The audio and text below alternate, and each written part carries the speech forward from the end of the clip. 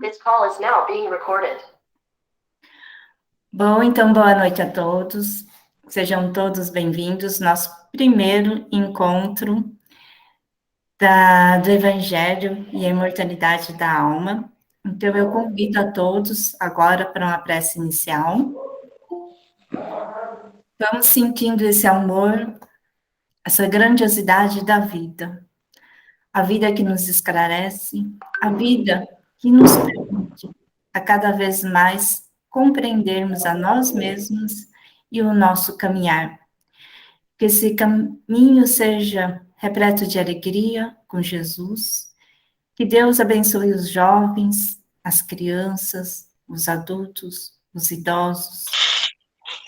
Que abençoe as famílias, ao qual algumas vezes passa por alguma dificuldade nessa questão que vamos abordar hoje, mas que ela possa encontrar a luz divina crescente em seus corações, e assim seguir os passos do nosso querido Mestre Jesus. Que a paz esteja conosco, agora e sempre. Graças a Deus. Então, hoje, com muita alegria, a gente tem dois convidados, a Ana Olga e o Felipe Manuel. A Ana Olga, que é do NEP Legião de Maria, mas também ela é a nossa participante, grande contribuidora aqui do NEP Luz Divina. Tanto que esse nome, o Evangelho e a Mortalidade da Alma, teve a contribuição da Ana Olga para nos ajudarmos a elaborar esse evento, porque é um assunto muito importante de estarmos abordando, mas muitas vezes nos falta o entendimento e experiência também para abordar.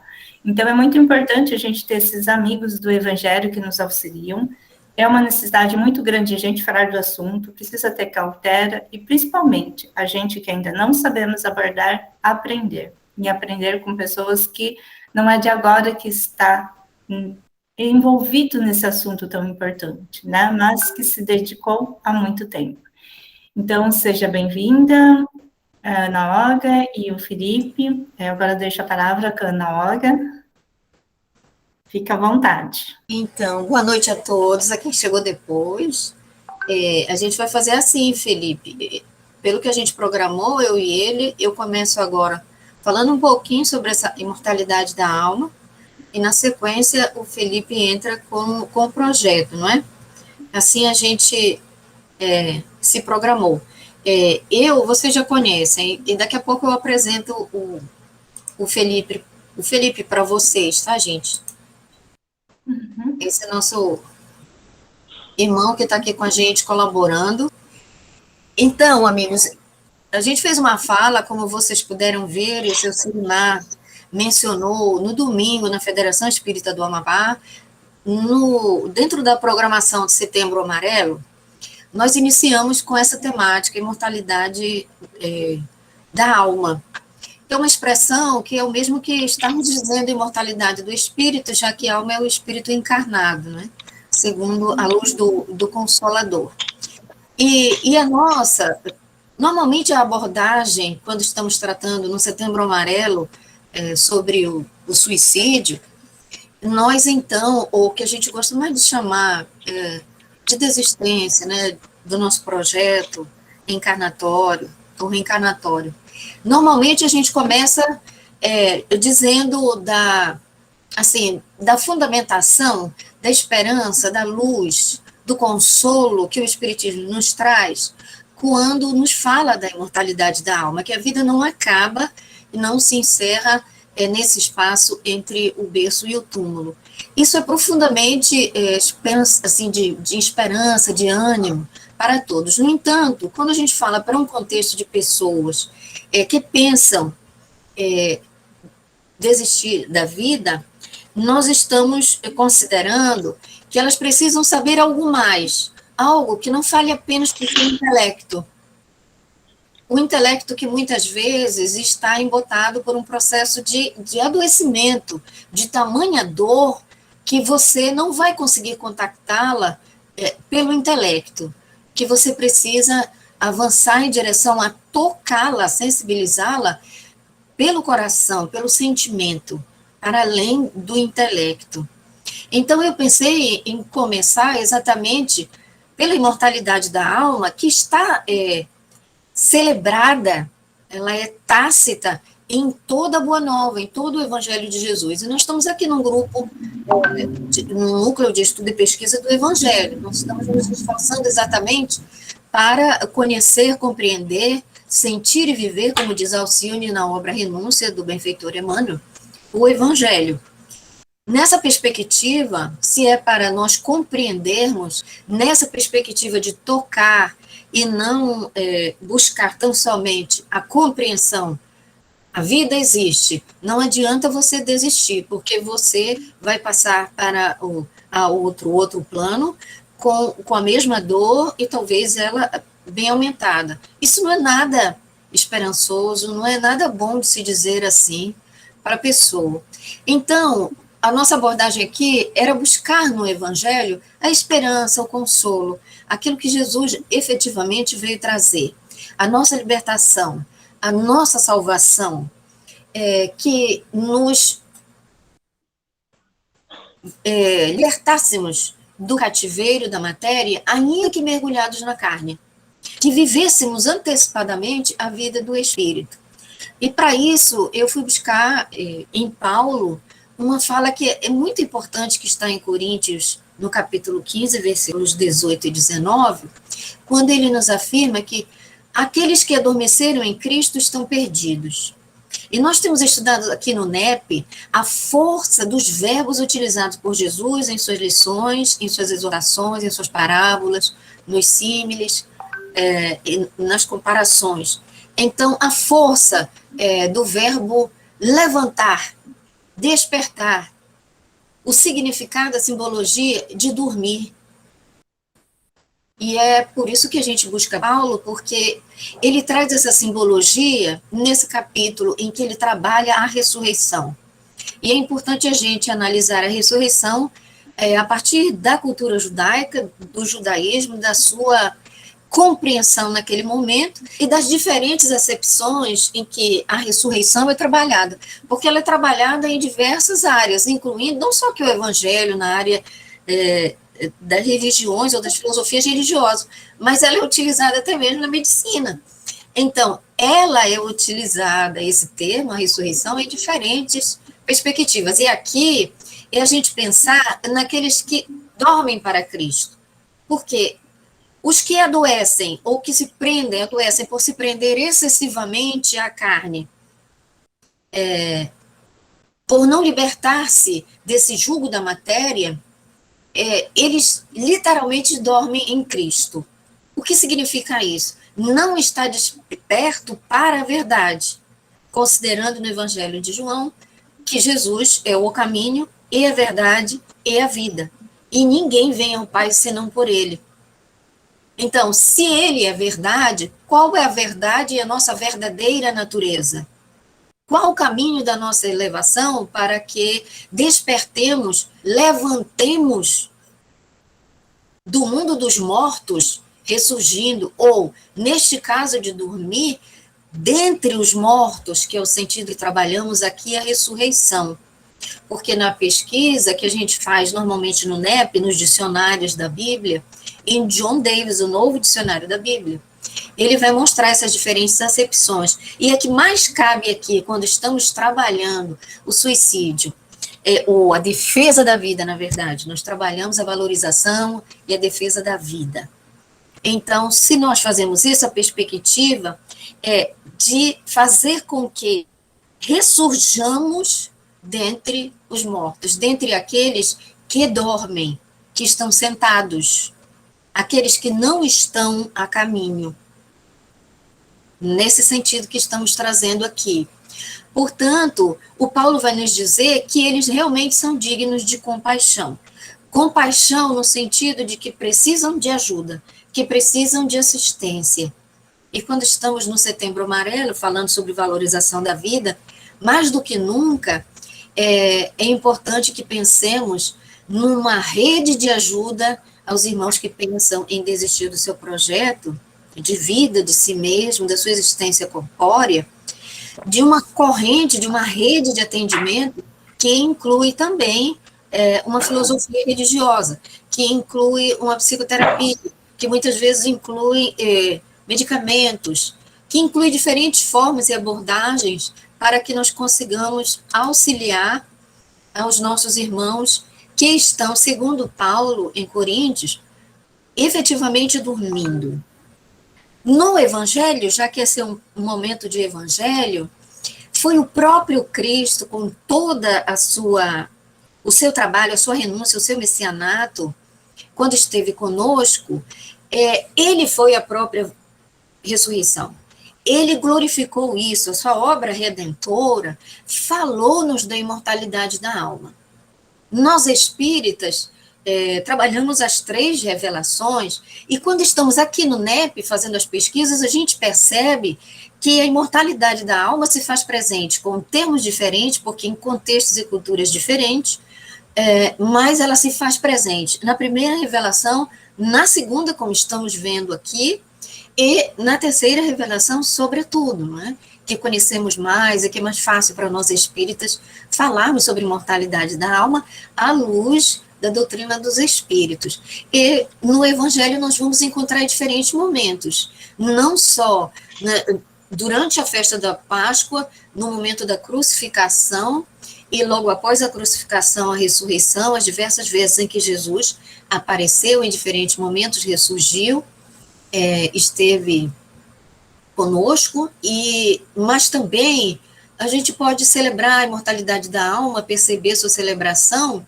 também em outros momentos, como na transfiguração no Tabor, no seu encontro com Moisés e Elias, quando ele se transfigura, como nós vamos ver também, claramente, não só trabalhando a mediunidade, mas também, sobretudo, a imortalidade da alma também, a comunicação entre os 2 mundos, claramente, no episódio de Pentecostes, que nós vamos encontrar em Atos dos Apóstolos.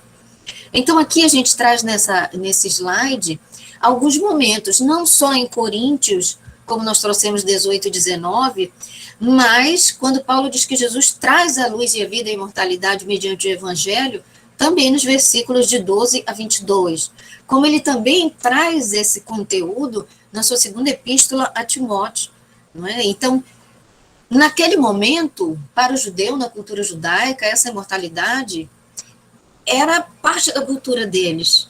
Então, não precisava Jesus falar ou pregar a reencarnação e imortalidade da alma, pois era a lei, estava na lei, estava na Torá. Então, não havia necessidade. Então, alguns podem dizer assim, mas Jesus não ensinou isso, e nem precisava, porque era uma crença geral. Então, a gente vai ter em João, observem que João é um dos evangelhos, como a gente estuda, que não é sinótico, né? Que é aquele evangelho que a gente pode dizer de inspiração mesmo. Ele é diferenciado. Então, João vem nos trazer Cristo em muitos capítulos, em vários versículos, sobretudo no 11, como a ressurreição e a vida. É quando ele diz, eu sou a ressurreição, quem crê em mim, ainda que morra, viverá. Essa fala do Cristo João nos traz. E quem vive e crê em mim, jamais morrerá.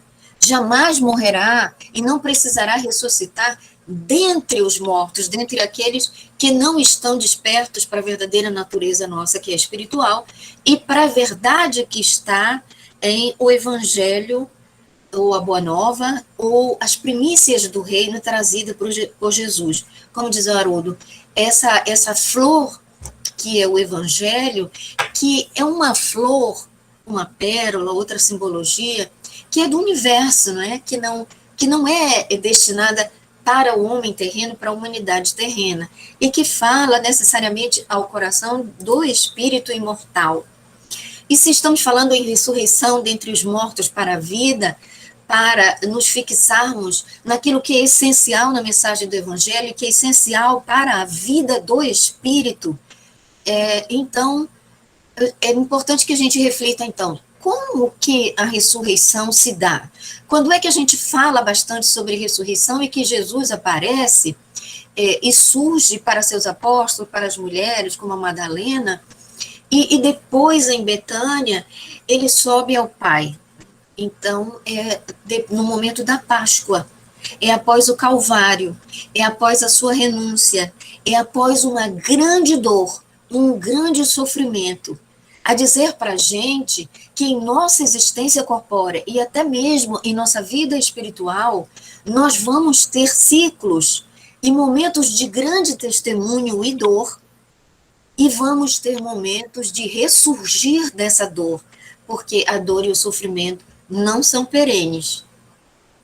Elas vão passar. E elas fazem parte, essa dor, esse sofrimento, esse momento que a gente vai chamar também do momento do deserto, do momento que é necessário alto mergulho, do silenciamento, do distanciamento da vida corporal, dos interesses do mundo material e da matéria, daquilo que é passageiro, que é imediato, para nos fixarmos na libertação que está no ponto contrário, que é o cativeiro, a prisão, a matéria. Mas na cultura judaica, esse cativeiro representava, efetivamente, a saída do Egito, da escravidão do povo hebreu do Egito, que só se dá quando o faraó os liberta diante de uma imensa dor pela perda do seu primogênito. Logo após a última praga do Egito, né, que o profeta Moisés assim assinalou, e ele, então, naquele momento de dor que é dado, ele liberta o povo. E aí a Páscoa passa a ser celebrada como esse momento, essa celebração da saída do cativeiro. E quando a gente trabalha isso, o que a gente percebe no momento, o símbolo que mais está para nós em relação a isso, é que nessa praga você tem a morte do primogênito e você tem naquele momento as residências dos que eram cristãos, do que acreditavam em Cristo, do que acreditavam nas promessas, naquele momento ainda, não em Cristo, nós estamos na primeira revelação, tá?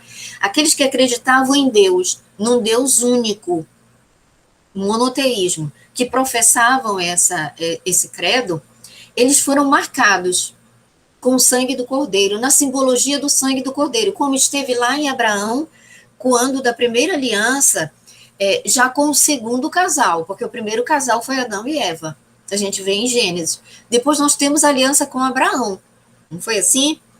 E Sara. Então, o símbolo do Cordeiro e a imolação do Cordeiro está presente em todas, na primeira e na segunda revelação, em toda a Escritura Sagrada. E essa marca faz com que o anjo da morte pule.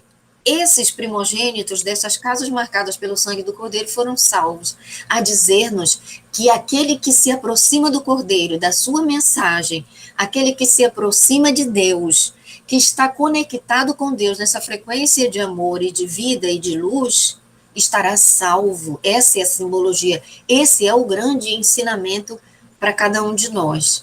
Essa, para nós, é a libertação do cativeiro. É estar salvo, é despertar dentre os mortos, daqueles que, embora estejam vivos na carne, mas morreram efetivamente para a vida eterna, não estão acordados para esses valores imortais.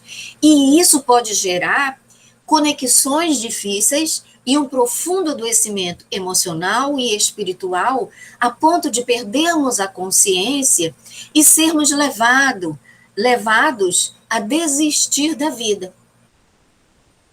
É nesse sentido o cuidado de dormir em Cristo e de não estar desperto para as verdades imortais, para a imortalidade, exatamente por questão do adoecimento espiritual, do adoecimento físico, do adoecimento emocional, que pode gerar um processo obsessivo grave e nesse caso, conexões difíceis, levando-nos a perdermos a capacidade até mesmo de livre-arbítrio, de obrarmos, e assim acabarmos atentando contra a nossa própria vida. Então, como falei anteriormente, para o judeu, a libertação do cativeiro era a saída do Egito. Mas para nós, espíritas, é a superação do materialismo, do jugo da carne, das paixões, de tudo aquilo que representa os interesses do homem corporal, né? O egoísmo, a vaidade, e principalmente no que diz respeito à grande lei que Jesus não veio derrogar, que está no primeiro capítulo do Evangelho segundo o Espiritismo, que é o decálogo, o mandamento maior, a lei de amor, também no capítulo 11 do Evangelho. nós vamos encontrar o amor a Deus, o amor ao próximo, mas ao próximo como a nós mesmos. Então, presos à matéria, nós perdemos até mesmo a capacidade de nos amarmos como filhos de Deus, e de acreditar em nossas potencialidades, como vossos deuses, brilhe a vossa luz, e de perdermos o contato com o nosso irmão, que é aquele que pode nos auxiliar. No domingo próximo passado, na palestra eu trouxe o exemplo da cura do paralítico de Cafarnaum, exatamente porque ele teve a ajuda de 4 amigos. Olha o número 4 da Cabalá, representando essa sustentação, o pilar dos 4, que dão a sustentação para que ele logre a sua cura e chegue até o mestre. E é isso que representa esses 4, a rede de apoio que devemos fazer para auxiliar os nossos irmãos que pensam em desistir da vida. Precisa de apoio na família, nos amigos, na casa espírita, né, no centro espírita, em diferentes credos, filosofias religiosas, como o Felipe trouxe nesse encontro de abertura lá no Amapá, esse diálogo interreligioso na ajuda aos nossos irmãos, independentemente da filosofia religiosa, sabe? A abertura para assistência, isso lembra bem essa cura do paralítico de Cafarnaum, porque eles fizeram esse apoio, essa rede de apoio, os 4, colocando o paralítico, descendo, abrindo uma fresta no telhado, descendo para ele chegar até o mestre. E olha esses movimentos, sobe ao telhado, de subida em direção ao Cristo, ao Evangelho, ao mesmo tempo em que ele desce para encontrar-se com Cristo. Todos esses movimentos e esses verbos são muito simbólicos no Evangelho, na Escritura e para todos nós, como são simbólicas também as marcas do sangue nas casas do Cordeiro de Deus, né? Representando as marcas do Cristo, que não significam que tenhamos uma vida saudável, perfeita, que vivamos num mundo cor-de-rosa, sem problemas, sem dificuldades, sem adoecimentos, sem perdas de entes queridos, sem separações conjugais, sem perdas financeiras, sem perdas da saúde, tantas perdas que a gente tem. Mas o que não podemos perder é a fé, é a capacidade de acreditar em nós mesmos, de passarmos pelos desertos que temos que passar, como passou Moisés, antes de receber o decálogo, dessa grande conexão com o Pai, como se preparou Paulo de Tarso no deserto para, a partir daí, transformar-se, transmutar-se Saulo em Paulo de Tarso, no apóstolo, no vaso escolhido por Cristo, não é?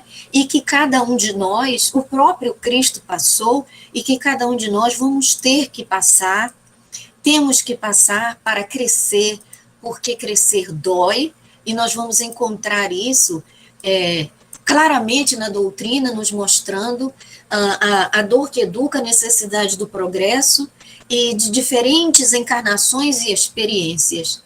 E nós precisamos nos libertar da matéria, voltar muito a nossa visão, a nossa fé em Deus, em Cristo, em suas promessas, e fazermos um trabalho para nos imunizar contra o desânimo, contra a falta, como está em O Livro dos Espíritos, o Felipe trabalha sempre nas palestras. Quais são os motivos, como estão lá no Livro dos Espíritos, que levam as pessoas a desistirem da vida, não é? A questão da saciedade, além do desânimo.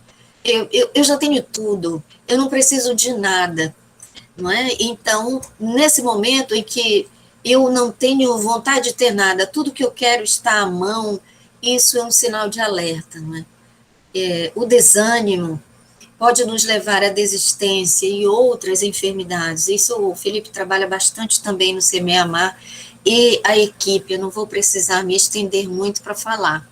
E no último slide, a gente trabalhou exatamente a lei de amor, e que a imortalidade conectada com ela nos leva a ver na Boa Nova a grande celebração da vida, mas não da vida corpórea, que se extingue com a morte do corpo físico, mas a vida do espírito. E então, quando a gente busca na perspectiva do Evangelho, dessa grande celebração e dessa grande esperança que Jesus nos traz, a gente percebe a celebração mais do que da vida, dele como a vida e o caminho, mas, sobretudo, do amor incondicional, não só de Deus para conosco, quando nos envia o seu Filho dileto, quando ele nos envia o Cristo. Cristo aceita descer a carne, vir até nós, e então se entrega num amor pleno, num amor imbatível, amor, como Joana trabalha nessa obra, né, com o mesmo título, nesse amor incondicional, e que nós precisamos refletir bastante sobre o amor a nós mesmos, como filhos de Deus, o amor ao próximo, que é essa rede, que é esse momento que estamos vivendo com o Setembro Amarelo, e, e também o amor a Deus acima de todas as coisas, que o conhecimento, a pesquisa, o esforço pela vivência do Evangelho nos oportuniza. Era basicamente isso que eu queria falar antes de trazer esse projeto belíssimo em defesa da vida, que é o Semear, uma iniciativa do Felipe, na Federação Espírita do Amapá, do Manuel Felipe, que é nosso vice-presidente na federação e que por muitas vezes já esteve como nosso presidente. O Felipe, que para além de ser essa autoridade como promotor, é também o secretário da Regional Norte. Para aqueles que não conhecem, ele mesmo pode falar, não é, como essa estrutura do movimento está estruturado o Movimento Espírita Nacional, e ele está com esse trabalho na FEB como secretário na Comissão Regional Norte, porque o Brasil todo é dividido em 4 regionais, não é, Felipe? Não é dividido aquela divisão geopolítica do Brasil, não é assim, por 4 regiões, e o Felipe está lá auxiliando a FEB na região norte conosco. Então, esse nosso irmão vem aqui apresentar para vocês. Agora eu passo essa palavra para ele. E muito, muito grata a Ângela e ao NEP Luz Divina pela oportunidade de a gente apresentar o projeto e falar aqui um pouco da imortalidade da alma. Obrigada, gente. Muito bem, amigos. Obrigado, Olga. É uma alegria estar aqui, os integrantes do NEP Luz Divina, atravessando o Brasil, de norte a sul, sudeste. Eu mando para vocês um abraço do tamanho do Rio Amazonas, do tamanho da Amazônia aqui mesmo. E dizer que é uma alegria. Nós vamos começar primeiro com a projeção do filme, aí depois eu faço um resumo do que é o projeto, como nasceu, e depois a gente bate papo, a gente vai ouvir nas vossas perguntas que vamos responder na medida do nosso conhecimento com muita alegria. Então, eu peço à pessoa responsável que possa projetar aqui para a gente já o filme Agora Já Foi.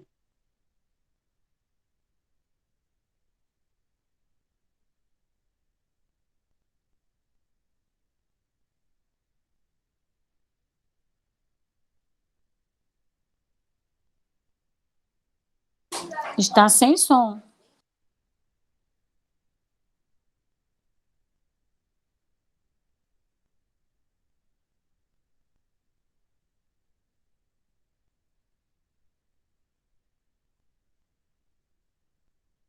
Falta adicionar o áudio.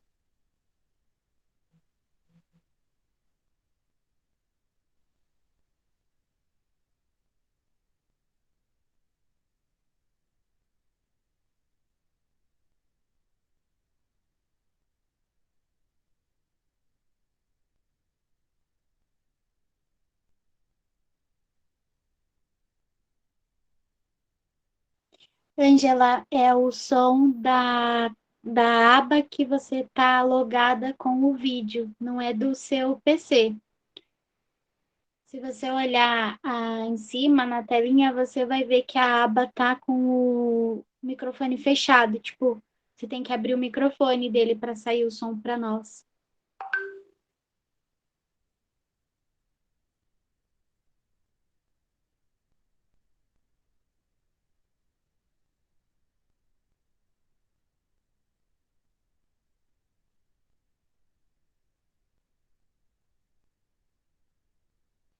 Ainda tá sem o som.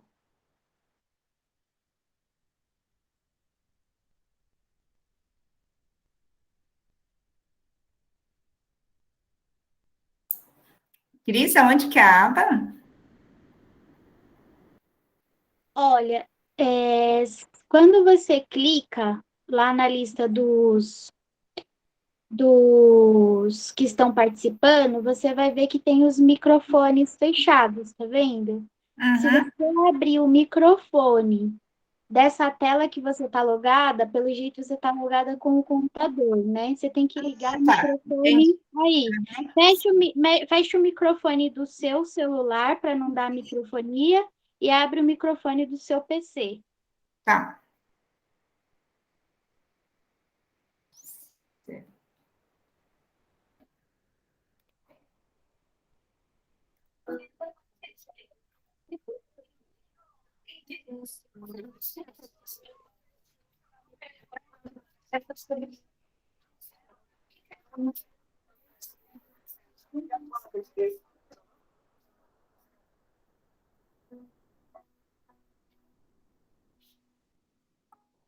Não, ainda está sem o som, Angela. Angela, se você já conseguir jogar o link do vídeo aqui no Zap da gente, Tá, tá. Inclusive tá no nosso grupo, mas eu mando para você. Você compartilha para mim?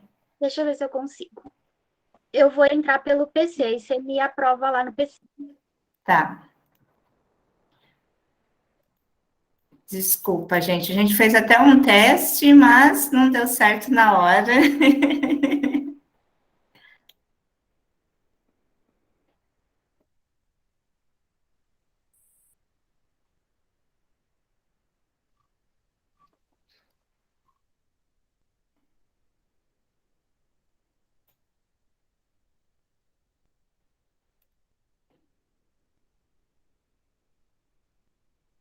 Quero aproveitar, Felipe, falar um pouquinho, então, enquanto a Cris vai nos preparar para nós o vídeo.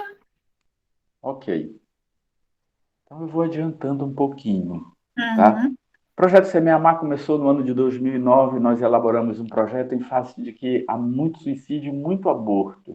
O Amapá tem um índice elevadíssimo de suicídio, sobretudo na adolescência, e na adolescência é o estado que mais aborta per capita. Por conta disso, a federação estabeleceu, então, fazermos um projeto para levarmos às escolas de ensino médio.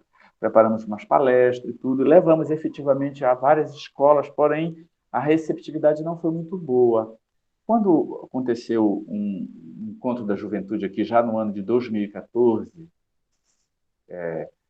5 anos depois do início do projeto, nós fomos convidados para falar sobre obsessão espiritual para os jovens. E aí, nós, ao invés de fazermos uma palestra, nós projetamos um filme que tem na internet chamado Sozinho, que é uma dramatização de alguns jovens que bebem, os espíritos vampirizadores sugam as energias deles, enfim. É um filme muito, muito legal, muito didático para falar sobre influência espiritual. E aí a gente projetou o filme, curta-metragem, e depois abrimos para debate com os jovens lá do Encontro de Juventude do Amapá. E deu muito certo, porque as pessoas gostaram muito desse método de vídeo e cine-debate. Foi aí que nós começamos a pensar em preparar um filme que abordasse o tema. Olha, estou vendo que ela está tentando colocar o filme. Será que dá agora? Quer fazer um teste, querida?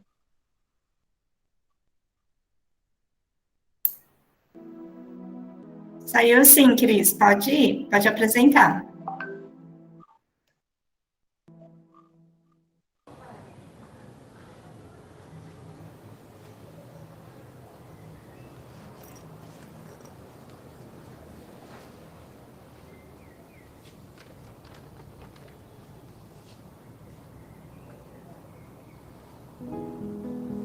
Agora sim, deu certo. Vamos assistir.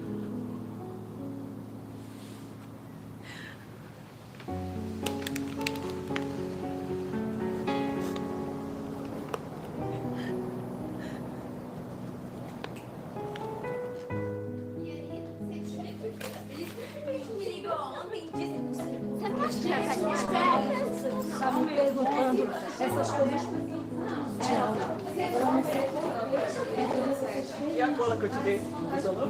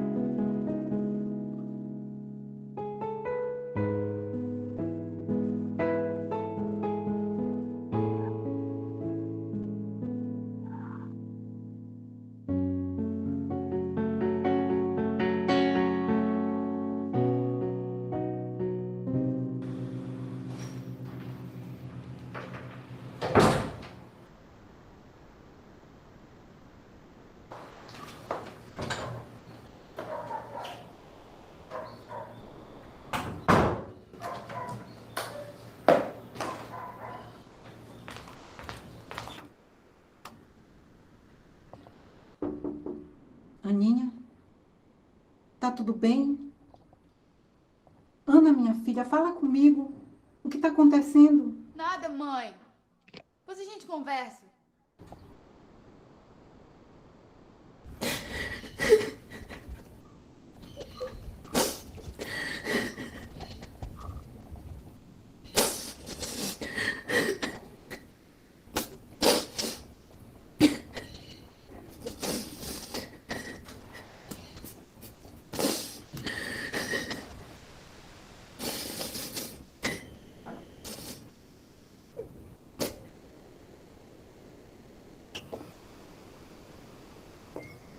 Oi, quem é? Sou eu, dona Fátima, o Edu.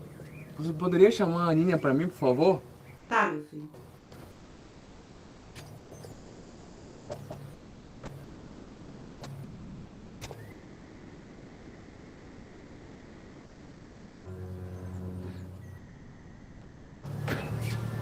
Oi, amor.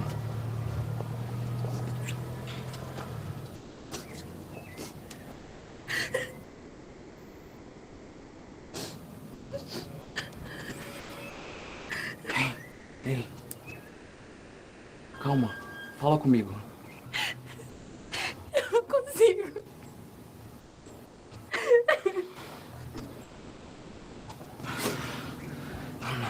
Ana. Ei. Olha pra mim. Eu tô aqui, tá?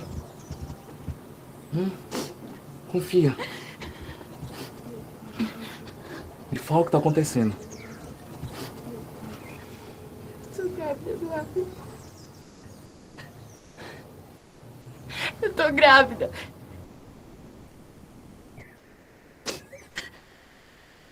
O quê?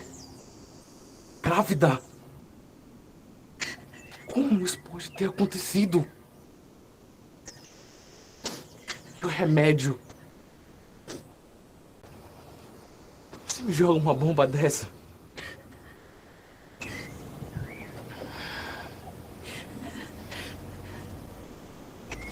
Eu não vou ser pai. Como assim, Eduardo? Do que você tá falando?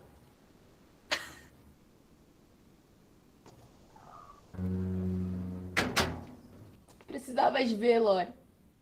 Que covarde. Agiu como se eu fosse a única culpada. Sei mais o que eu faço, amiga. Eu não posso ter esse filho. Eu não vou ter esse filho. Eu prefiro me matar. Tá louca? Nem uma coisa nem outra. É a sua vida e a vida dessa criança. Fica calma e para com isso. Fácil falar, né? Porque não é contigo. Pensa bem, amiga. Já imaginou o mal que isso pode te causar? E a toda a tua família? Teus amigos? Ana, perante a justiça divina, aborto é crime. O espírito do seu filho está ligado ao feto desde a fecundação. Vais impedir uma criança que não tem culpa de nada cumpra sua missão na Terra? Tirando o fato que tu pode ter perturbação espiritual, lesionar teu corpo, o risco de doenças e até infertilidade outra vida. Ana, Lorena, por favor. chega! Não aguento mais você e essas coisas de espírita. Eu já vi que eu não posso contar contigo. Tchau.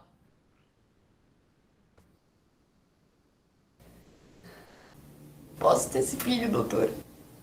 Já tomei a minha decisão. Ana, aborto é crime. Suas consequências são gravíssimas. Você pode ter hemorragia, perfuração no útero, câncer de mama, de fígado, complicação em futura gravidez e, no pior dos casos, você pode morrer. E não são só consequências físicas. Muitas mulheres que já optaram pelo aborto têm recordações, flashback indesejado do aborto, especialmente próximo à data em que a criança deveria nascer.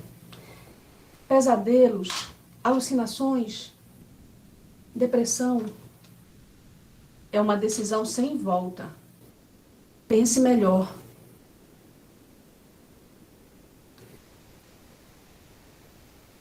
Eu lhe falo isso, Ana, porque eu também engravidei na adolescência. Parecia o fim do mundo. E eu optei pelo aborto.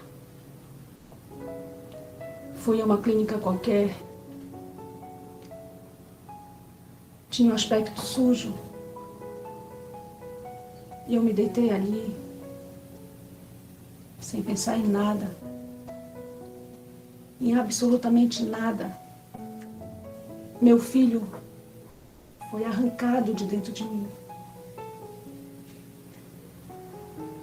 Quando eu voltei para casa, meu mundo desmoronou. Como eu pude pagar R$ 400 para tirar alguém que já fazia parte da minha vida? É muito sofrimento, Ana. Você não imagina o quanto. Mas esse sofrimento, ele passa. Não tem um só dia, Ana. Um só dia em que eu não me arrependa tanto do que fiz.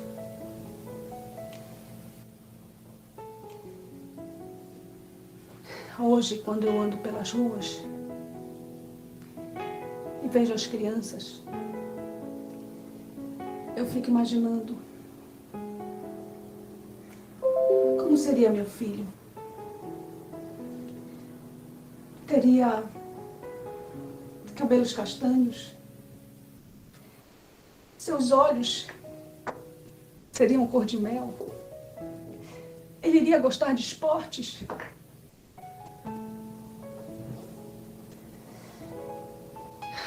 Mas meu sofrimento diminuiu muito, Ana, quando eu adotei uma criança que eu amo demais. Com certeza, amenizei minha dívida perante a justiça divina, porque eu descobri que o amor é o grande remédio para as nossas faltas.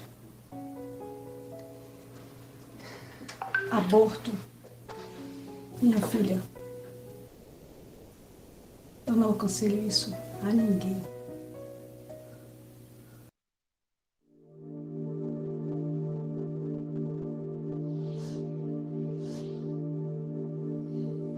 Não faça isso, Ana. Essa criança precisa cumprir sua missão na Terra. Você assumiu esse compromisso com Deus em receber esse espírito como filho. A ligação de vocês é muito antiga. Vem de vidas passadas.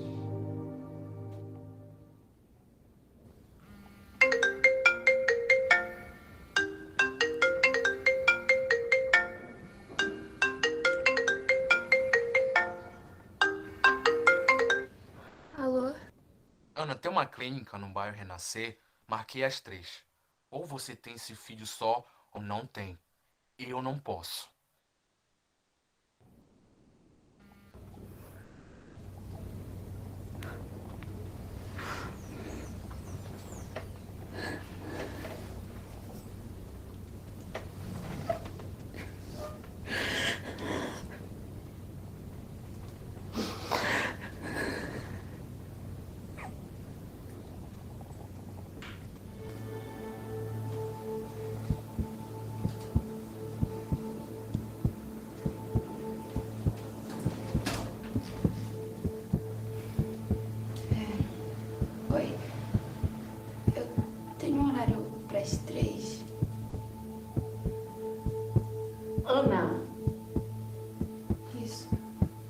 Aguarde.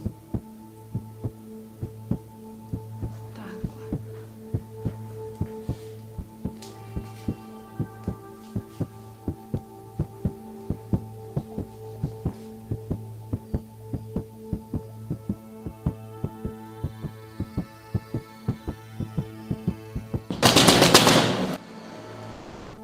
É a sua vez. Pode entrar.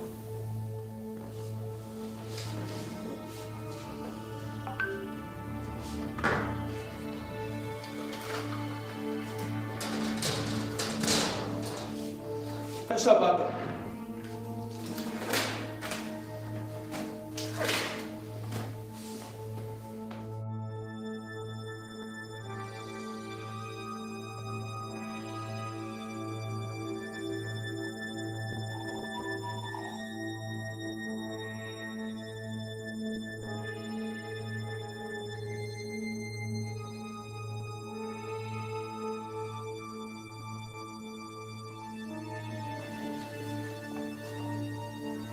Você vai sentir apenas um beliscão.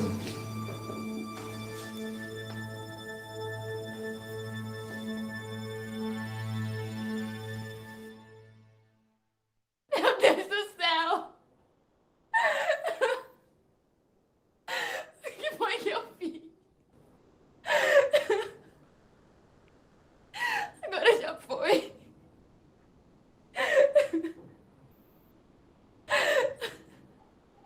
Sobre suicídio, estou aqui com o presidente da Federação Espírita do Amapá. Seu Felipe Menezes, quais são as principais consequências do suicídio aos olhos da doutrina espírita? Primeiramente, o objetivo da encarnação é nos fazer progredir espiritualmente.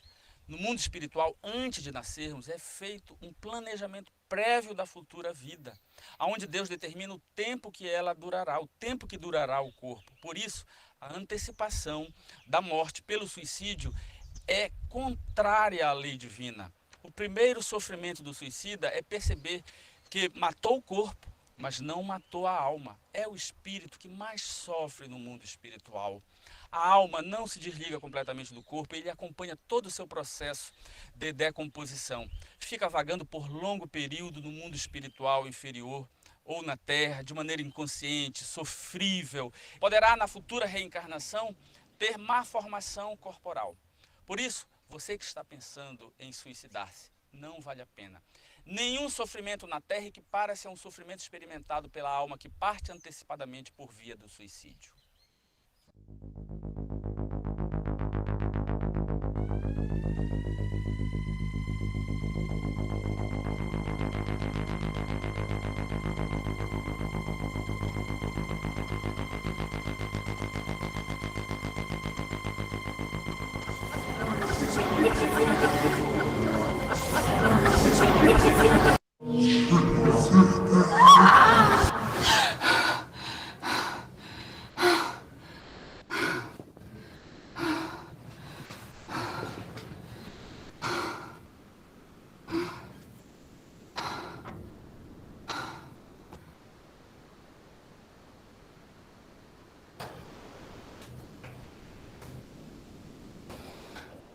O que você quer, Eduardo?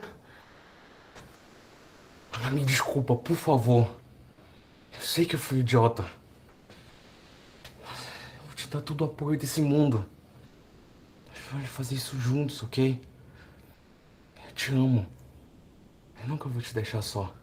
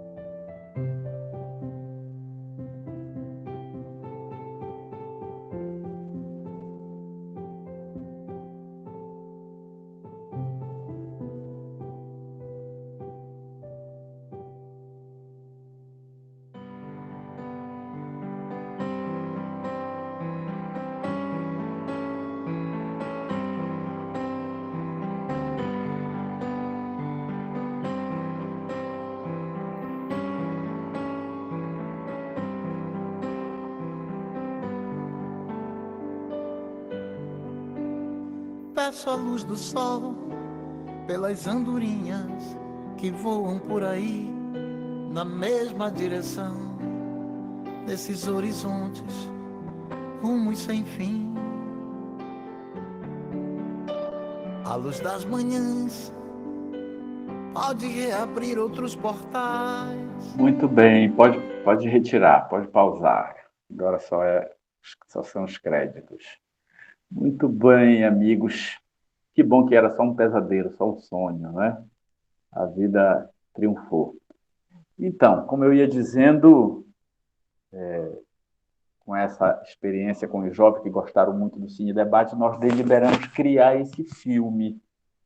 E foi o que nós fizemos. Eu colacionei vários argumentos científicos contra o aborto, argumentos espíritas contra o aborto e o suicídio e argumentos psicológicos, conforme vocês observaram no diálogo lá com a médica, né? O diálogo com a menina, com a amiga, é um diálogo espírita sobre o aborto. A minha entrevista como presidente da federação foi para falar sobre suicídio, então nós fomos colocando os conceitos dentro dessa pequena dramatização. Nós pegamos apenas algumas ideias, alguns conceitos científicos contra o aborto, conceitos filosóficos, psicológicos, as consequências psicológicas de quem aborta, as consequências espirituais de quem suicida. Preparamos mais ou menos um roteiro, não roteiro, preparamos só argumentos, e mandamos para uma jovem espírita que estava cursando a faculdade de cinema lá em Brasília, e nós mandamos para ela. Ela tinha, na época, 19 anos, e nessa encarnação, inclusive, é minha filha. E pedimos que ela fizesse um roteiro de um filme, linguagem jovem, para jovem, que a gente queria fazer esse projeto, tudo. E aí, primeiro dia nada, segundo dia ela me ligou, pai, não tem ideia, no terceiro dia nada. Até que no quarto dia eu disse, olha, minha filha, antes de você se recolher para dormir, faça uma prece ao seu anjo da guarda, ele vai te ajudar, porque esse projeto ele tem um objetivo superior. Aí ela disse que no outro dia ela me ligou, feliz da vida, pai, deu certo. Quando eu acabei a minha prece, eu olhei do meu lado, o meu mentor espiritual estava do meu lado, projetando na minha tela mental as cenas e aproveitando os diálogos que o senhor tinha escrito alguma coisa, né, sobre os argumentos. Eu sentei na frente do computador, só tem uma coisa, pai, ele estava de calça jeans. Eu disse, minha filha, os espíritos se vestem. E como precisava passar para você na linguagem jovem, claro que ele se configurou como jovem, mas ele estava de tênis. Pois é, justamente para entrar no clima da linguagem juvenil. E aí ela foi só tendo o trabalho de digitar os diálogos. Então, esse é um filme feito a 4 mãos, né? As 6 mãos, 6 porque eu mandei algumas ideias, alguns argumentos, mas quem vestiu, quem fez toda a dramatização, a história do menino, que a menina engravidava, que ele queria que ela tirasse, enfim, os diálogos, tudo foi ela com o mentor espiritual. Eu fiz alguns retoques no final, toda a parte doutrinária, e aí surgiu o roteiro, né? Tínhamos, enfim, um roteiro. E aí, nessa época, nós estávamos, em 2015, fazendo o 4º Congresso Espírita do Estado do Amapá.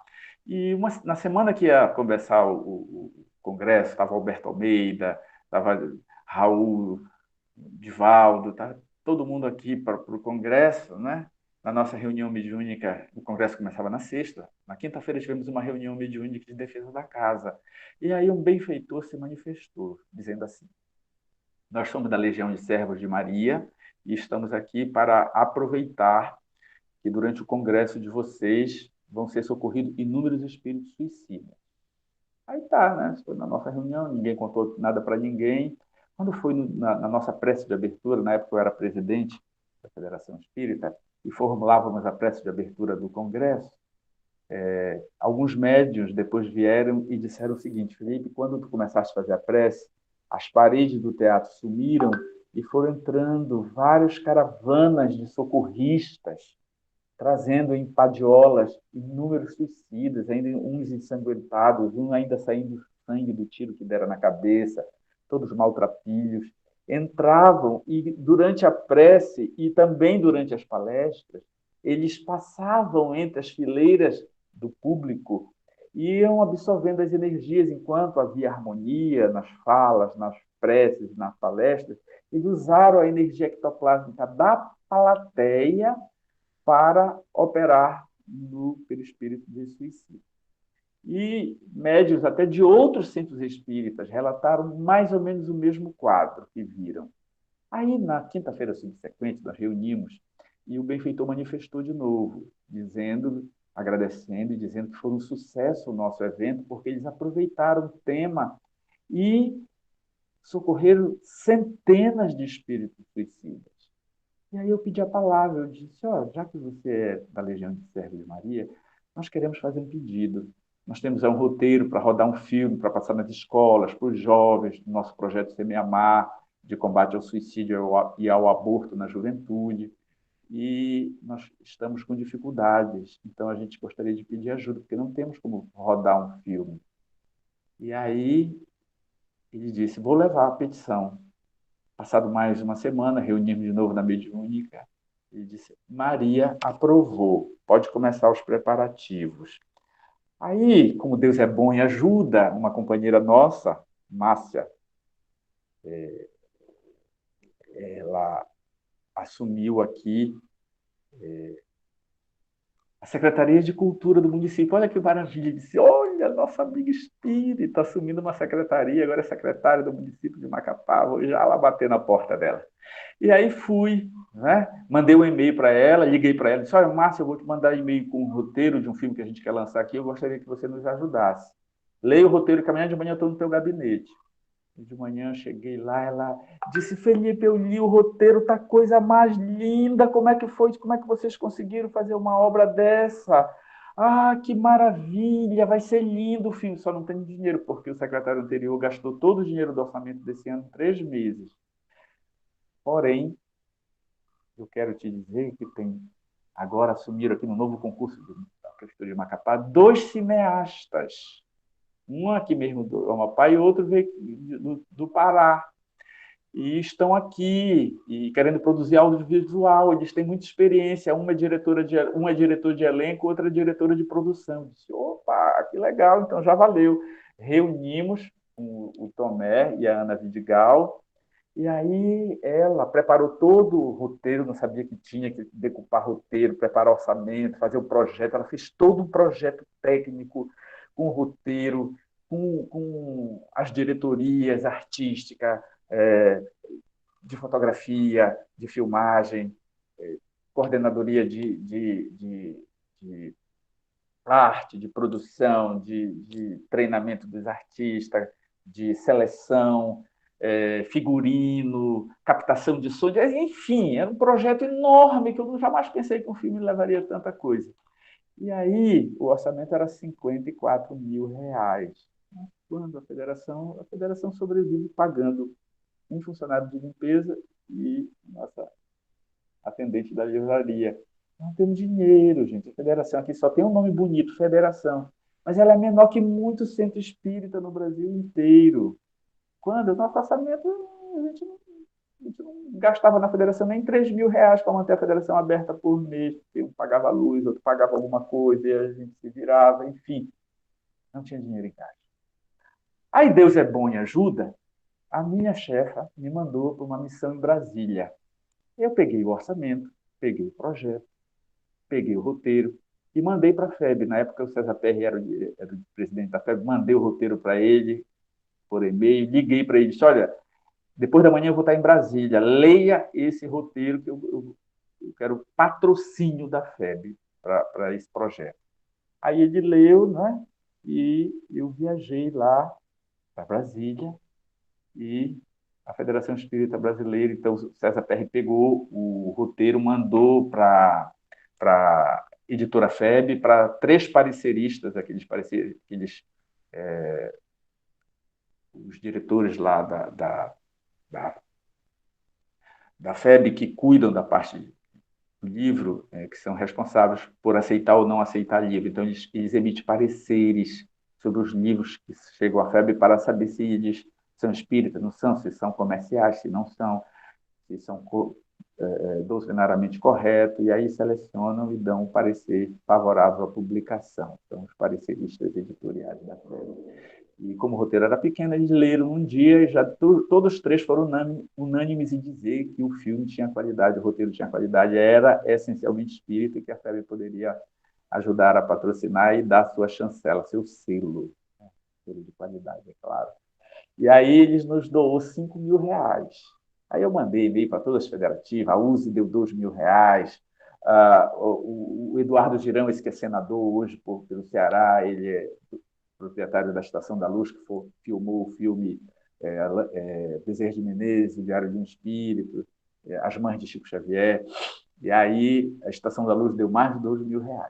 E como Deus é bom e ajuda, esteve aqui em Macapá uma produtora de cinema do Pará, espírita também, e ela soube do nosso projeto, estando em Macapá num trabalho de audiovisual, pediu que reunisse conosco.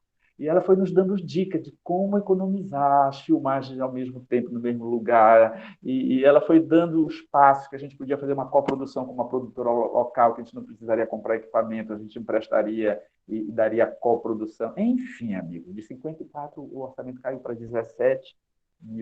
Deus é bom e ajuda, e as coisas foram dando certo. O filme era para filmar em um mês de filmagem diária, nós conseguimos fazer em 10 dias, porque tudo conspirou. Havia proteção espiritual, havia auxílio. E, então, quando nós acabamos, estávamos já com as cenas brutas filmadas, né? Descobrimos que um jovem amapaense tinha chegado de São Paulo e feito um curso de edição de audiovisual, de profissional. E aí esse rapaz começou a editar o nosso filme. Quando ele acabou de editar, uma amiga nossa, Deus é bom e ajuda, ela abriu o periódico Espírita e viu um festival de cinema transcendental em Brasília, o 5º Festival de Cinema Transcendental. E aí a gente escreveu o filme. E aí foi um corre-corre, porque nós tínhamos já a edição, mas não tínhamos cartaz, não tínhamos gravado ainda em DVD, não tínhamos uma capa, não tínhamos ficha técnica, não tínhamos nada. Só tínhamos o arquivo em pendrive do filme. E aí nós corremos atrás de gravar, de preparar tudo. No último dia que podíamos postar o DVD por Sedex, nós conseguimos concluir toda essa parte artística e mandamos para Brasília. Para surpresa nossa, dos 4 prêmios, o filme agora já ganhou os 2 principais, que foram melhor direção, cuja diretora foi minha filha, a Manuela, e o melhor curta do festival. Amigos, como Deus é bom e ajuda, essa notícia rolou Macapá, porque no Amapá nunca um filme tinha sido premiado em festival nacional, concorrendo com o filme de São Paulo, do Rio, do Brasil inteiro. Ele foi premiado com esses dois prêmios, e isso repercutiu. Eu me lembro, naquela semana, eu dei 17 entrevistas em rádio, televisão, todos os canais de televisão de Macapá, todas as rádios. E aí a gente já foi oferecendo, disse, olha, gente, esse filme aqui ele é um projeto, faz parte de um projeto, a gente quer levar esse filme para as escolas, para fazer sim debate sobre suicídio e aborto, que é um problema nosso, aqui da nossa comunidade. E aí, dessas entrevistas, os diretores de escola foram nos procurando na federação, nós começamos a projetar o filme nas escolas e fazer esse debate, e aí fomos chamados para várias escolas, montamos um curso de formação de debatedores, montamos uma estrutura, uma cartilha e um curso de 8 horas, fazendo uma abordagem médica espírita, sobre os perigos e as consequências físicas, médicas, físicas do aborto, uma psicóloga, que nessa encarnação é minha esposa, que é a mãe da protagonista do filme, que fala lá, ali é a sala da minha casa, aquele prédio lá em cima que ela tenta se jogar, ou está sonhando que vai se jogar, é o prédio lá de casa, o consultório, ali no consultório da Federação Espírita, a gente reuniu tudo na casa de uma das atrizes para fazer o quartinho, o próprio quarto da atriz, enfim, a gente enxugou o que deu, e aí fizemos um curso porque estávamos sendo chamados em várias escolas ao mesmo tempo, e o nosso projeto bombou em Macapá. Dessa história aí, a gente foi convidado para um festival de arte espírita de Sergipe. Foi o primeiro local que nós saímos do Amapá e fomos projetar lá, na cidade de Campo do Brito, no sertão. Passamos uma semana inteira cobrindo todo o sertão, fazendo cine debate de manhã, de tarde e de noite nas escolas da região.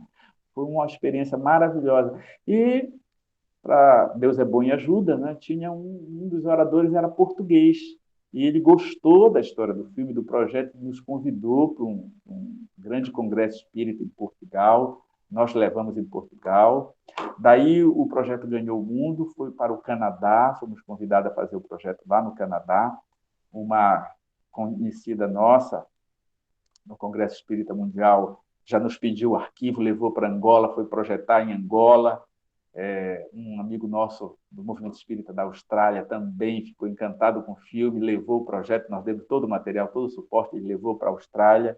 E a Elsa Rossi, da Inglaterra, traduziu o filme para o inglês e começou a fazer esse debate lá na Inglaterra. Vejam, um projetinho aqui do Amapá, do extremo norte, desconhecido, começou a ganhar o mundo. Agora, final de setembro, nós estamos indo para a Suíça, e lá vamos fazer esse debate em 3 centros espíritas, vamos levar o debate do filme. Quais foram os resultados até agora? Nós temos esse curso de formação de debatedor, porque a intenção é para tirar o espiritismo de dentro da casa espírita e levar para fora, levar para a sociedade. Isso é uma grande coisa. Eu vou contar para vocês uma história de uma cidadezinha pequena, de menos de 10 mil habitantes, aqui no estado do Amapá. Nós fomos convidados para fazer um debate na Escola Técnica Federal, lá de Porto Grande. E aí nós fizemos um debate, os jovens perguntando, e a maioria lá evangélica e católica, e muito interessados. E eu achei incrível pelo nível de ser uma escola do interior mesmo, gente. Um interiorzinho que só tem aquela cidadezinha que tem a prefeitura, uma igrejinha na praça, 2 praças, alguns templos evangélicos, e só algumas ruas, a maioria não asfaltada, aquela cidadezinha mesmo do interior.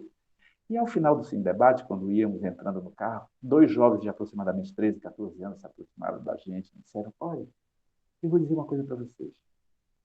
Nós somos evangélicos. Mas desde criança, sempre alguma coisa dentro de mim dizia que reencarnação existe. E eu queria conhecer a doutrina espírita. Me deu uma dor no coração de ter um livro dos espíritos naquela hora, lá no meu porta-luva. E aí eu disse para ele: tu tem WhatsApp? Tem. Então deixa eu te passar aqui o endereço da FEB, tu vai baixar um PDF, e aí tu vai ler, até tu poder ter um exemplar físico, tu vais ler em PDF. Isso quer dizer o seguinte, gente, que tem muita gente com maturidade do senso moral pronta para receber a mensagem espírita, mas não vai no centro espírita, ou tem medo de acessar um link espírita. E quando a gente vai num projeto como esse, a gente leva. Nós fomos no interior aqui, que estava tendo uma onda de suicídio no interior, que a gente teve que andar de barco 4 horas no município do Afuai, para uma comunidade chamada Espírito Santo.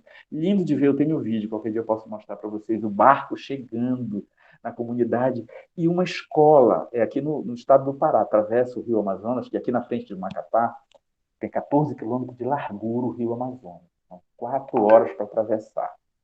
E aí mais 2 horas para penetrar em várias ilhas, um arquipélago enorme. E a coisa mais linda, gente, porque quando chega a filmagem, mostra a escola, não sei como é que você chama, ripa de madeira, aquelas tiras de madeira fininha, nem parede tinha. A escola era fechada de ripas, coberta de palha, uma escola estadual do governo do estado do Pará. E o professor nos recebeu, aí foi a comunidade toda, foi o pastor, no final o pastor pediu o pendrive: você pode me emprestar o pendrive, que eu queria gravar, que eu quero passar lá na minha congregação o filme de vocês. Foi uma experiência fantástica. Então, a gente já fez vários cursos de formação de doutrinadores no estado de Santa Catarina, da Bahia, São Paulo, Rio de Janeiro, Minas Gerais, Sergipe, Rio Grande do Sul. E já visitamos, então, 4 países, mais de 20 cidades, 42 instituições, entre escolas e centros espíritas, e atendemos 1.526 pessoas, já com o nosso projeto. assistido filme e participado de Cine Debate. 15.220 pessoas. Estamos há 2 anos parados por causa da pandemia, mas estamos aqui para compartilhar com vocês. Se quiser, a gente leva aí, ensina, faz curso. Enfim, gente, inicialmente são essas as palavras aí que mostram o valor da vida. Em Campo do Brito, por exemplo, uma professora nos ligou uma semana depois de passarmos por lá. Ela disse: doutor, o senhor nem sabe, sua vinda aqui foi providencial. Tinha uma das minhas alunas ia abortar no outro dia, e ao ouvir o filme Cine Debate, ela decidiu não abortar mais. Então, são inúmeras histórias que vamos colecionando desses anos nesse projeto. Então, abrimos a perguntas e respostas agora, amigos. Quem quiser fazer perguntas, fica à vontade. Quem quer? Cris. A Cris sempre está com uma carinha. A Cris que nos auxiliou hoje no vídeo. Quem quiser, fica à vontade. É que o pessoal aqui de Jundiaí são meio tímidos, né? Mas temos o pessoal aqui de fora. Por isso que tem a Maria de Lourdes, porque a Maria de Lourdes não é aqui de Jundiaí, ela era do Sul, né, Maria de Lourdes? Por isso que ela sempre nos auxilia aqui, fica à vontade. O seu vídeo está desligado, o seu áudio está desligado, Maria de Lourdes. Desculpa. Eu não tenho propriamente uma desculpa, mas eu tenho um profundo... Eu me emocionei ouvindo o projeto deles,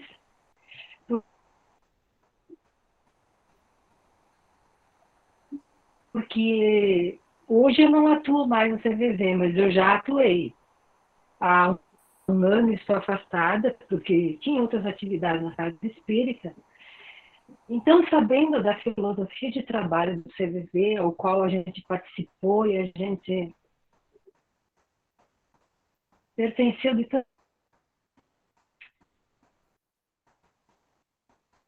tantos fatos que a gente ouviu, e ouvindo esse projeto, eu realmente me emocionei. E a grande importância, a profunda importância dos projetos é que eles falam de sofrimento.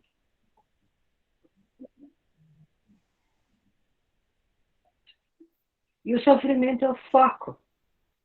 A gente sabe que é o foco principal. E é aí que a gente precisa falar sobre. Porque ainda as pessoas são preconceituosas no sentido de falar na palavra suicídio. Já aí nem querem comentar.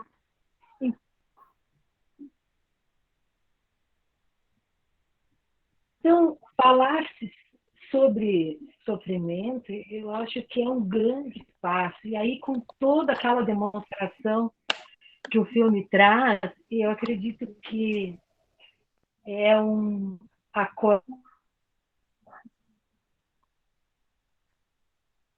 acordar novo aí para a sociedade e, com certeza, terá muitos resultados positivos. Eu sou muito grata por ter participado dessa noite, ter visto esse projeto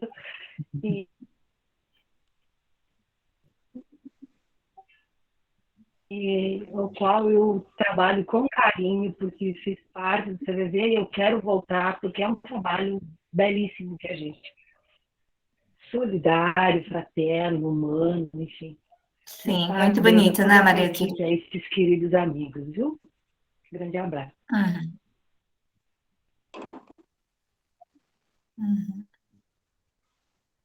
E é que é muito bonito que a gente vê também o envolvimento da espiritualidade, né? Quando nós ficamos envoltos, nós não fazemos nada sozinho, né?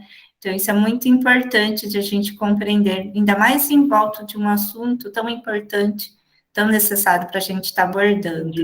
A Maria de Luísa também está aqui dando parabéns ao projeto. Acho que a Maria Luísa é professora aposentada, né? Então, eu imagino o quanto ela também sabe a importância desse projeto, né, Maria Luísa?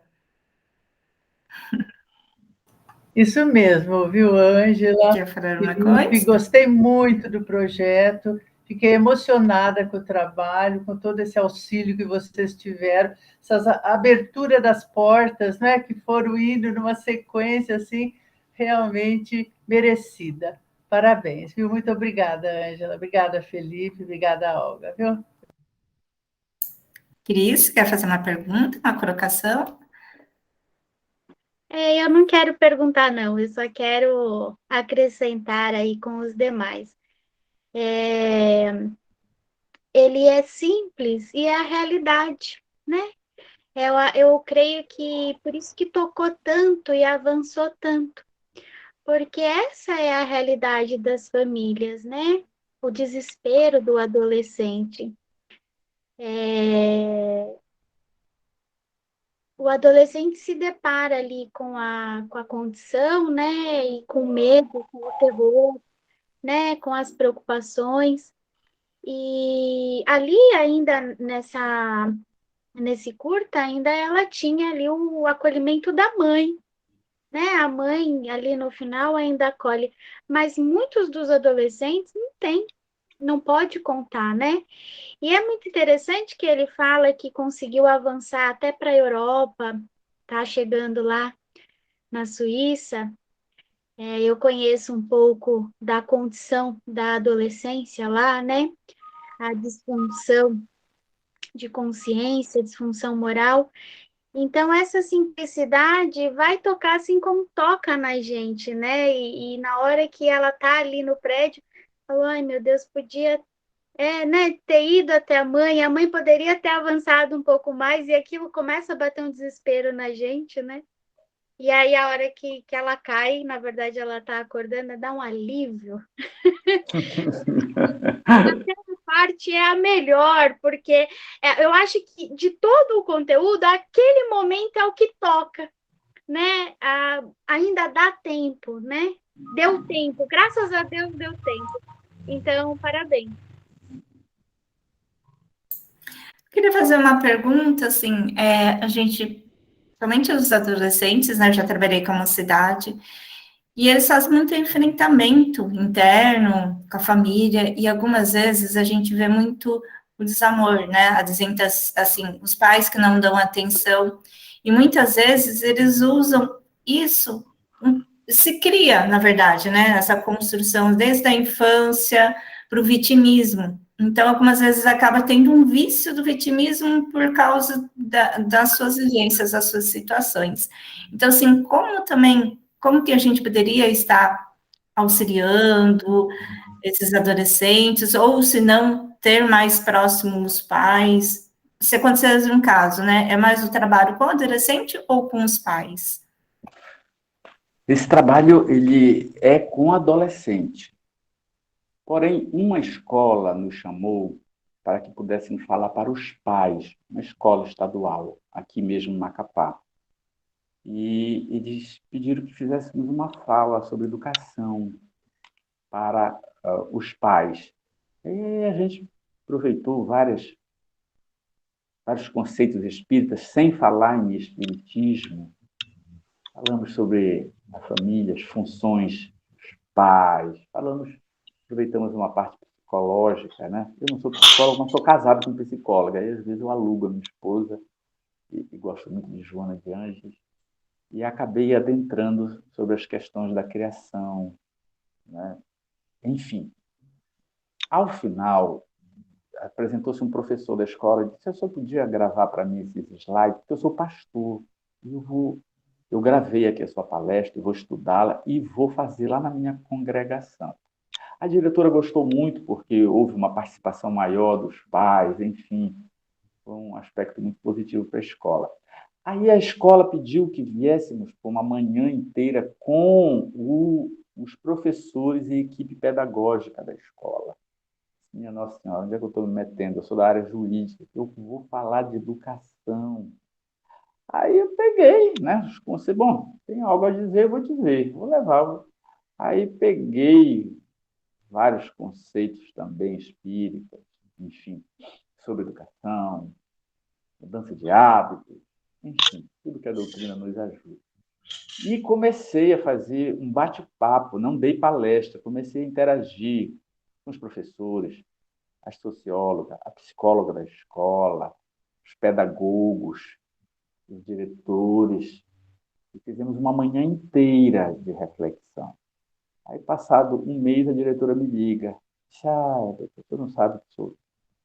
Eu falei também sobre administração pública, falei sobre a importância, os grupos que surgem, enfim. Fizemos uma abordagem ampla. Aí, um mês depois, ela me liga e diz, você não sabe como o ambiente de trabalho melhorou tanto aqui na escola. Então, é assim, a gente vai sendo chamado de acordo com a necessidade de cada escola, de cada público. Porém, o projeto Semear nasceu numa época assim, muito perigosa para a juventude, era a época da baleia azul, não sei se vocês se lembram, né? Os jovens que estão se automutilando. Então, a gente teve oportunidade de interagirmos com muitos jovens nessa situação. E eu complementaria a vocês uma coisa que eu não falei sobre a parte espiritual do projeto. O certo é o seguinte, quando a gente começou o projeto, a gente levou uma dimensão assim, enorme que nós não esperávamos. E aí, a equipe espiritual da Legião de Servos de Maria, ela começou a assumir a tarefa mediúnica da nossa casa junto com os nossos mentores. Eles assumiram, porque quando a gente ia numa escola, por exemplo, uma médium, a nossa secretária do projeto, né, quem faz os contatos da escola, prepara tudo, leva equipamento, nós temos uma equipe enorme, a equipe que cuida da parte da técnica. E aí, todos são jovens. Ela é médium, a Lourdes, e aí ela viu numa escola que tinha havido 2 tentativas de suicídio, graças a Deus não consumada. E ela viu no meio da escola uma torre negra, fluídica, e lá de cima espíritos que jogavam uma espécie de raios negros em direção aos jovens, com pensamentos pessimistas, depressivos.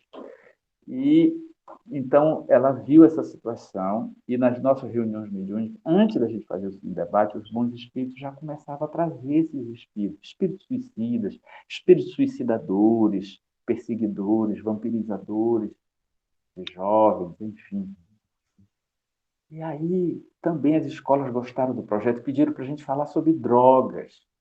E a gente aproveitou também algumas escolas para falar sobre drogas, as escolas que pediam. Enfim, abriu-se um leque enorme de trabalho do lado daqui e do outro lado da vida também. Então, as pessoas viram que na casa dos trabalhadores do Semear havia lanceiros, aqueles lanceiros lá do livro Memória do Suicídio, aqueles protetores lá que trabalham na Falando de Maria de Nazaré, guardando os trabalhadores do projeto Semear. Enfim, tem sido uma experiência assim, maravilhosa esse tempo que estamos nessa estrada desse projeto. Mais alguma pergunta?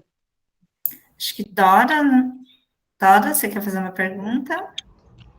Se eu entendi bem, doutor Felipe, o senhor comentou que a incidência, né, de aborto e de suicídio no estado é bem grande, né?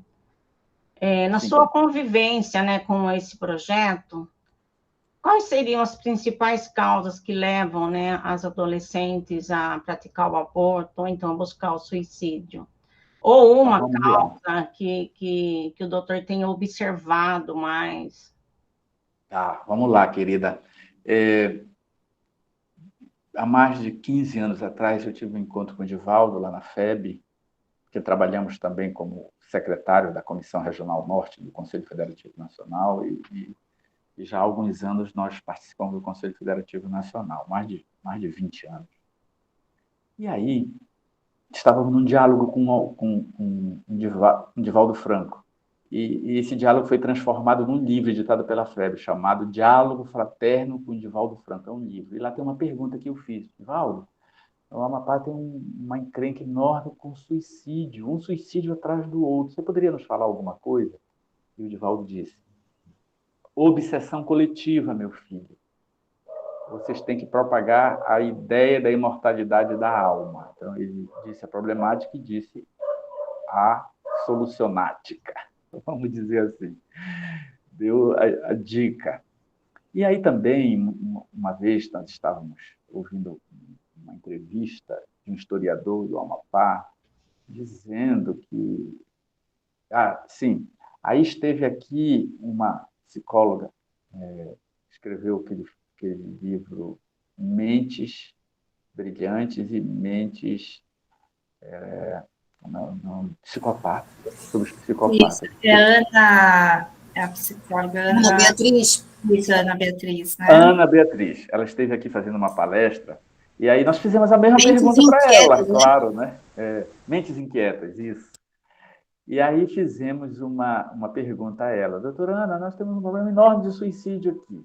E ela, psiquiatra, né? Ela disse: meu filho, você deve fazer um estudo antropológico para ver a fundação da cidade, de onde veio esse povo, né? Para ver a herança genética, para ver o conteúdo também. Aí eu disse: bom, temos duas causas, temos uma espiritual e uma genética, né? Passado alguns dias, ouvimos uma entrevista de um historiador conhecido, nacional, amapaense, hoje é senador.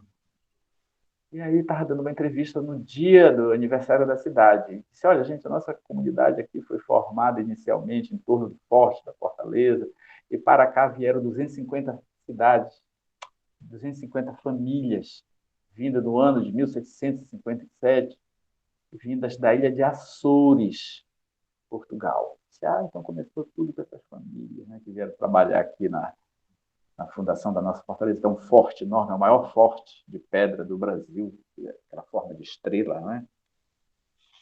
Construída por portugueses. E aí nós fomos para a internet e pesquisamos suicídio Ilha de Açores. Eles têm a mesma taxa de suicídio nossa. Então nós temos um problema espiritual e uma herança genética de depressão. Nós temos duas causas. E aí, nós fomos, da nossa experiência, agora respondendo a sua pergunta, nós temos inúmeros problemas, normalmente familiares, famílias desestruturadas, falta de uma educação de valores, falta de uma criação com uma nutrição amorosa que vai fazer com que a persona dessa encarnação se estruture psicologicamente com o mínimo de segurança. Então, são lares desarmônicos e pais conflituosos. Nós temos também problemas de abuso de drogas, problemas de sexualidade mal dirigida. Eu me lembro que eu fui fazer um debate uma vez numa escola do interior. Eles não queriam saber de suicídio, só queriam saber de aborto. E uma pergunta sobre contraceptivos, porque isso está dentro do projeto, dentro das nossas aulas de formação de debatedor também, toda essa questão de proteção à não gravidez, né? E aí vamos fazer uma fala de educação sexual para as crianças de métodos contraceptivos. O debate foi esquecido. Fomos falar de educação sexual, fomos falar da parte moral, da parte fisiológica, fomos falar da parte psicológica, de uma linguagem bem aberta. E eu me lembro que lá o diretor do centro ficou meio que escandalizado. Eu fiz uma fala tipo assim: olha, vocês querem transar? Vocês querem transar? Transar é muito bom, mas vocês já pensaram na consequência? Você tem estrutura psicológica para transar se for abandonado, se o outro só quiser te usar? Você tem estrutura? Você se preparou para uma gravidez indesejada? Você tem situação socioeconômica financeira para criar um bebê? Antes de você transar, você tem que pensar nisso. Aí ele conversou, porque isso a diretora adorou, e o psicólogo adorou, porque eles doutor, a gente não pode falar de sexo aqui, senão os meninos falam para os pais vêm na direção e querem derrubar a gente, porque a gente não pode falar abertamente, como o senhor falou, já que o senhor é promotor e veio de fora, o senhor pode falar e ir embora, não tem problema, e os jovens adoraram. Então, são essas as aproveitar a oportunidade, né? A gente tem que ter conhecimento moral, da ética moral espírita, conhecimento psicológico e conhecimento também da fisiologia humana. Para que a gente, quanto mais a gente está preparado, mais a gente é útil. E quem ajuda mais é quem se preparou mais. Então, são muitas as causas, tá? E não só o suicídio, mas a automutilação também, o abuso de droga, muitas das vezes a fuga, tá? Temos que saber identificar quando o jovem ele tem problema de abuso de droga e álcool, ou quando ele usa eventualmente por diversão. Está na moda também usar por diversão, usa Sim. droga por diversão. E se você for dizer para todo mundo que vai se viciar, não é verdade, gente. É mito dizer que todo jovem que usa droga vai se viciar. Uns se viciam, outros não. E a gente não pode generalizar. Nós temos que ter muito cuidado. Nós tivemos uma aula aqui na Federação Espírita sobre uso e abuso de droga com a doutora Ercília Zilli, não sei se vocês conhecem, é psicóloga, presidente da Associação de Psicólogos Espíritas do Brasil. Ela é fabulosa, é daí de São Paulo. Só pesquisar no YouTube, ela tem várias palestras. Ela deu uma aula para a gente sobre a questão de criação de filhos, videogame, abuso sexual, droga. Nós temos que estar preparados, porque no nosso, principalmente os atendedores fraternos, né?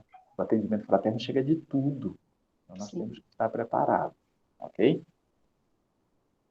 Só agradecer nesse projeto lindo de vocês, Ana Olga, né? Essas colocações que a Ana Olga fez, extremamente importantes, né, para a gente, para todos nós aqui que estamos ouvindo isso, né? É um projeto maravilhoso. Parabéns a vocês dois. Obrigada. De estar preparado, foi por isso que nós começamos esse evento. A Maria de Lourdes, ela fez um relato, né, que a gente faz o valor da semana todo no começo da nossa aula, e a gente percebeu que nós não estávamos preparados para isso. Então, nós que somos espíritas, né, que as pessoas, quando elas têm uma dificuldade, elas procuram um espírita, né? Então, não, independente de, a gente não precisa de cargos para ser espírita, né? Precisa ser o presidente, precisa ser um dirigente, mas só o fato de sermos espíritas, eles nos procuram. Então, é muito importante a gente estudar, nos procurar ter esse conhecimento.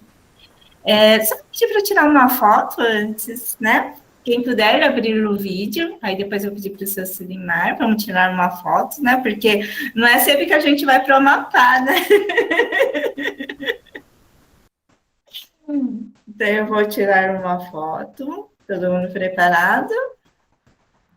Vamos sorrindo.